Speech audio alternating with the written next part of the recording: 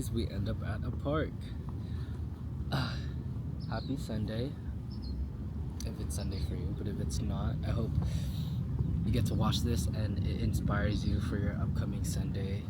Because I am currently in a season where I'm really redefining the Sunday reset. Also, it's spring. It's finally spring. It's warm now. The sun is sunning. Like, she's really hot. Well, I mean, in the California sense, it's like 74 degrees, so not too bad. But when the sun is shining on you, pretty hot. Damn, how many planes fly by here, bro? Okay, let's just wait. Let's just wait. I've been going to new parks more often. I really feel like I'm a park collector. And I honestly feel like it's one of the best hacks to just improve your overall joy throughout the week. Like, I feel if you make it a goal to visit at least one new park a week, you will just wrap up different areas where you can just go to relax, and sitting yourself within nature and also just within the arm's reach of being able to people watch and observe. It's really nice. I feel that it reconnects you with people and just the energy of life. I'm also in a period of my life right now where I'm redefining what the Sunday reset means to me. I've been listening a lot more to my body and my mind and my spirit, and trying to flow with my divine pace and rhythm. And we often watch Sunday resets on like YouTube or on social media, and it's often branded as a day of relaxation, self-auditing, passive productivity. And I realized that a Sunday reset where I'm actually, I say this word lightly, but exhausting my energy, like really utilizing my energy to a point of healthy tiredness. Like the type of tiredness where you work out or go on a run and it feels really good and exhilarating. I've noticed that I'm trying to switch around my Fridays. I think my Fridays are my wind down reset days, and my Sundays now, I try to utilize the sun and my energy to do as much as I can within a day so that I get better sleep Sunday night going into the work week. And I feel that if I'm able to fill my day with things that I enjoy and things where I can share my energy in a healthy way that is rejuvenating and beneficial just to my overall mental, physical, and spiritual health, it gets rid of the Sunday scaries for myself. I really feel like it's like a balance, yin and yang, you know what I'm trying to say? I'm also realizing, as an educator myself, you need to balance learning and living. Or in educational terms, there is the theory and the practice and application. So I feel like as much as we consume, we need to understand what our healthy balance of learning new things, reading about new concepts, picking up new tools, mentally, physically, spiritually, and balance that with the opposite side, which is putting those tools to practice, applying the lessons that you learn, and actually living the wisdom that you're gaining on a mental level. And that's what I've been trying to do. I've been trying to really feed my practices. If I enjoy going to parks, then I'm gonna go to a park. If I enjoy treating myself out to a beverage, then I'm gonna go treat myself out to a beverage. If I need more community time, I'm either going to hit up a friend, or I'm gonna go visit my mom and my dad and my grandma and my dogs, or just people watch.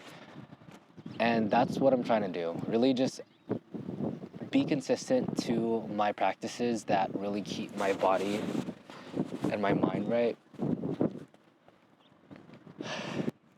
I've also been really experiencing a lot of no's in my life lately. A lot of closed doors, and it's definitely an experience, and I'm really grateful that I have the mindset and the capacity to hold space for those disappointments in a way that's more functioning and healthy for my well-being.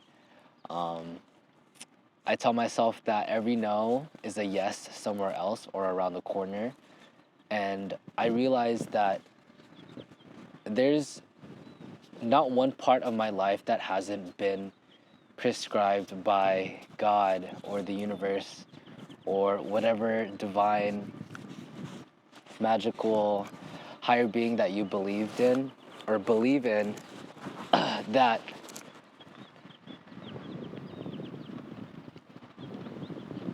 isn't inherently part of my life's uniquely curated curriculum. Say that 10 times. Uniquely created curriculum. Meaning that there's not a day that God hasn't seen. There's not a day in the universe.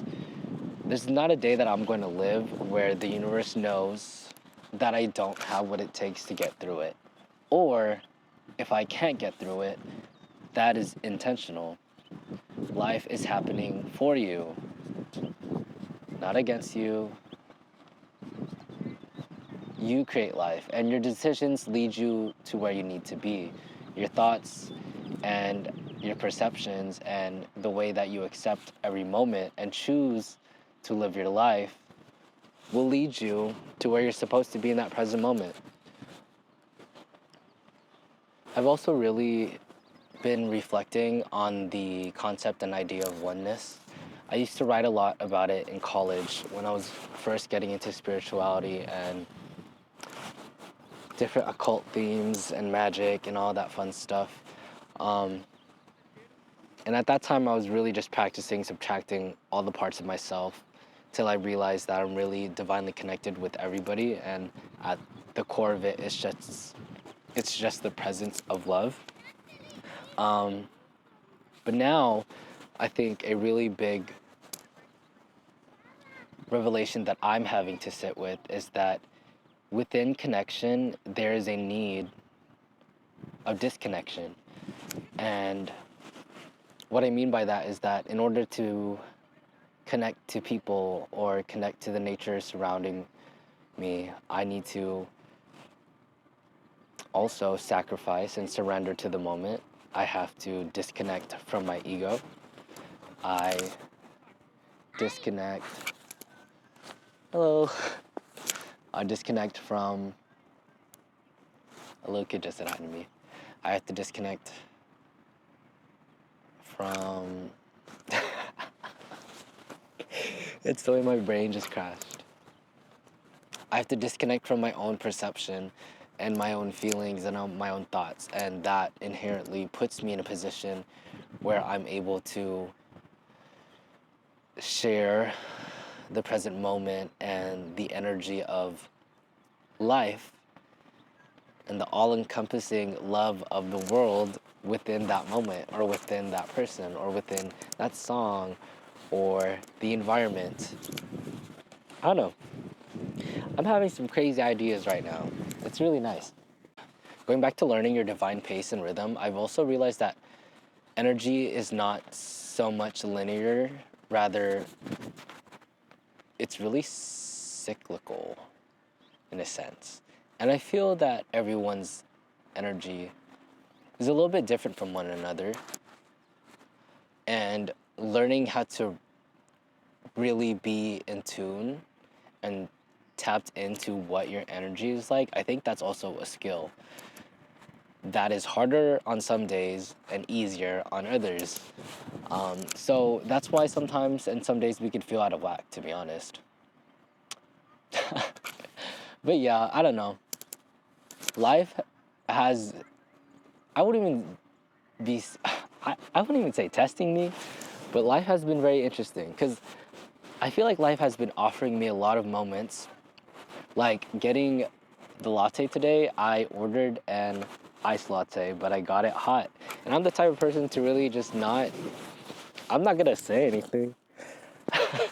I'm not gonna go to the work and be like, hey, I ordered this iced, because I will most likely just take the responsibility for it. So maybe I misspoke. But I feel like little situations like that used to be, I used to take it as a sign from the universe, as like bad omens, or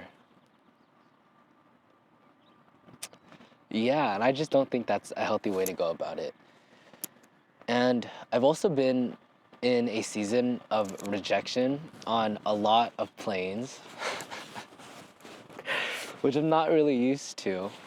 And that ties back to why I say that every no is a yes somewhere else. And I believe in the divine power of the pivot. Like, you got to be able to bounce back. You got to be able to really just change directions when you can. I always say that life is like a GPS, and it's always has the ability to reroute itself. And it may not be the way that you thought that you would be taking to your destination. So yeah, rejection's interesting. Rejection provides a lot of opportunity for growth because you could practice acceptance and you could practice surrendering to a reality that doesn't match your expectations. But yeah, I don't know. I think it's just really healthy to reflect on these ideas. I've been really just leaning into joy and doing things that really putting energy towards small joys because it allows me to reflect more and to be inherently more aware of my thoughts, feelings, motivations, and desires. But yeah, I'm really proud of myself. I give gratitude because I was able to walk today. I'm at a new park. I fed myself some really nice food in the library. I got to read my book a little bit, journal. A lot of these things that I know are easy access points to joy, presence, reflection, gratitude, creativity, things that I feel shape who I am inherently. And I'm just really grateful. And we're out here and we're recording content. Is that sun peeking through the... That's gorgeous. Oh, this is gonna be a beautiful ass video. I'm so excited. But okay, so realistically though, that latte, I got a hot, so sad. I got a hot black sesame latte, hot honey, hot, I got a honey black sesame latte, but I got it hot. So I think I'm gonna go home to my parents. I think seeing my parents, going to my parents' house is definitely a part of my Sunday routine.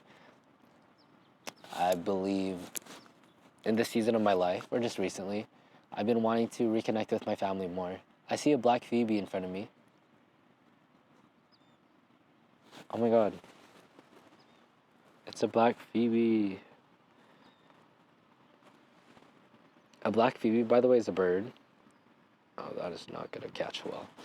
Okay, that's not gonna catch well. But anyways, yeah. Life is so beautiful. I'm grateful for life. Amen.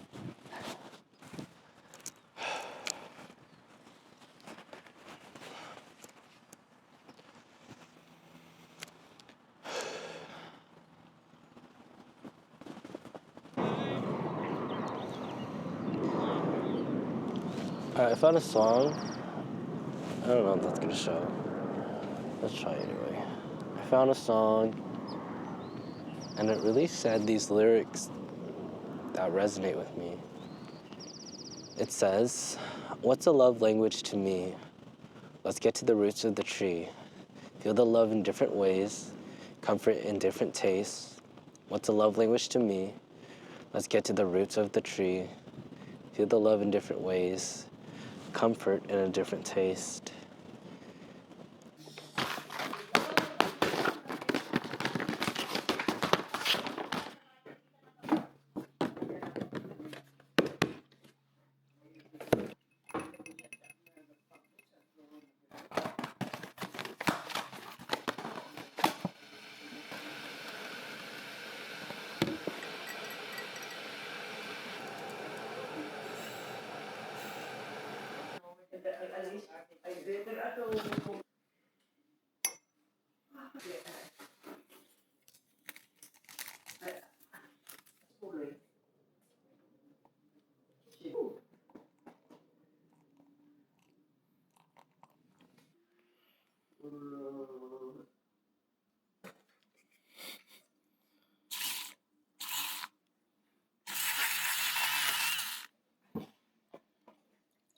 got it?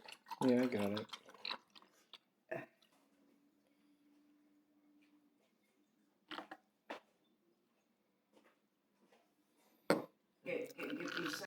So good, hojicha latte.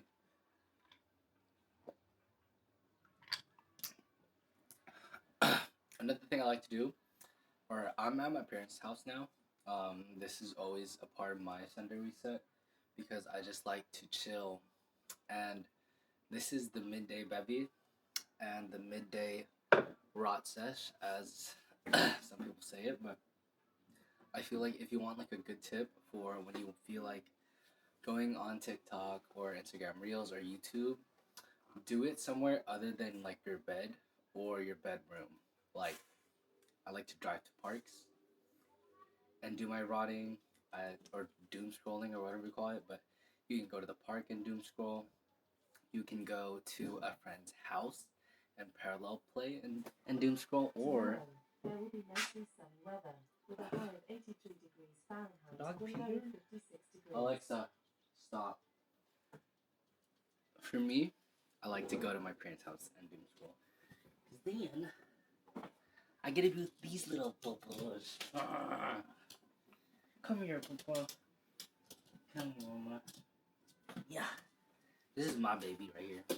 Yeah. This is my baby. This is my phone. I'm about to doom scroll. Maybe not doom scroll, but doom scroll just for like a little bit. But I love going to my parents' bed. Something about being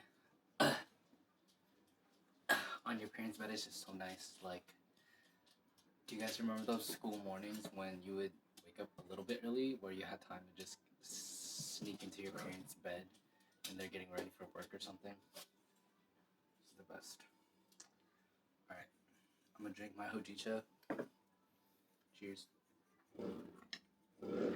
Happy Sunday.